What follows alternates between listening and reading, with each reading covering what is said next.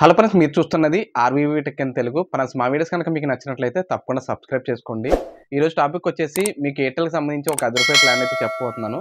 ఆ ప్లాన్‌లో ఏంటంటే మనకి కొంతమంది డేటా ఎక్కువగా వాడేవాళ్ళు ఉంటారు కదా! వాడేవారికైతే ఇదైతే బెస్ట్ ప్లాను. ప్లాన్ ఎలా వర్తిస్తుంది? అలాగే ఈ ప్లాన్‌కి సంబంధించి ఫుల్ డీటెయిల్స్ అయితే ఈరోజు ఈ వీడియోలో తెలుసుకుందాం. ఈ ఎయిర్టెల్‌కి సంబంధించి ప్లాన్ వచ్చేసి రూ. 838 అయితే రీచార్జ్ అయితే ప్లాన్ అయితే ఏసుకోవాలండి. దీనికి సంబంధించి అన్‌లిమిటెడ్ లోకల్ కాల్స్ అలాగే ఎస్టీడీ రోమింగ్ కూడా ఉంది. అలాగే దీనికి డేటా వచ్చేసి మనకి 3 జీబీ డేటా అయితే ఇస్తాడు మనకి. డైలీ 3 జీబీ డేటా అయితే వస్తుంది. అలాగే 100 ఎస్ఎంఎస్‌లు అయితే డైలీ వస్తాయి. 56 రోజులు. అలాగే దీనికైతే అదనంగా అయితే మనకి అమెజాన్ ప్రైమ్ ఉంది కదండీ! అమెజాన్ ప్రైమ్ అయితే సబ్స్క్రిప్షన్ అయితే 56 రోజులు అయితే మనకి ఫ్రీగా అయితే ఇస్తాడు మనకి. దీంట్లో యాడింగ్ అయితే. అలాగే ఎయిర్టెల్‌కి ఎక్స్‌ట్రీమ్ ఉంది కదా! ఎక్స్‌ట్రీమ్ ప్లే సబ్స్క్రిప్షన్ కూడా 56 రోజులు అయితే ఇస్తాడు. అలాగే అన్‌లిమిటెడ్ 5జీ డేటా అయితే వాడుకోవచ్చు మనకి. మనకి అన్‌లిమిటెడ్ ఒకవేళ మొబైల్ మనకి 5జీ అనుకోండి. అన్‌లిమిటెడ్ 5జీ డేటా అయితే వస్తుంది మనకి.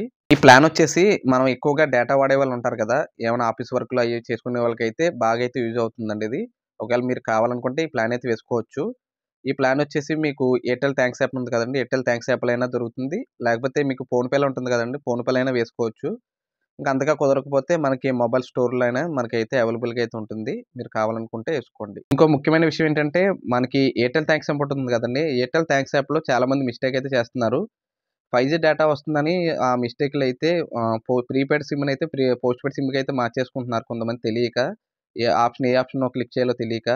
దీనివల్ల ఏమవుతుందంటే మనకి పేమెంట్ అయితే ప్రతి నెల పేమెంట్ అయితే కట్టాలి. 1000, 1500 పేమెంట్ అవుతుంది. అలాగే మనం మినిమమ్ 3 నెలలు మనం వాడితేనే తప్ప మళ్ళీ మన సిమ్ అయితే ప్రీపెయిడ్‌లకైతే మారదు.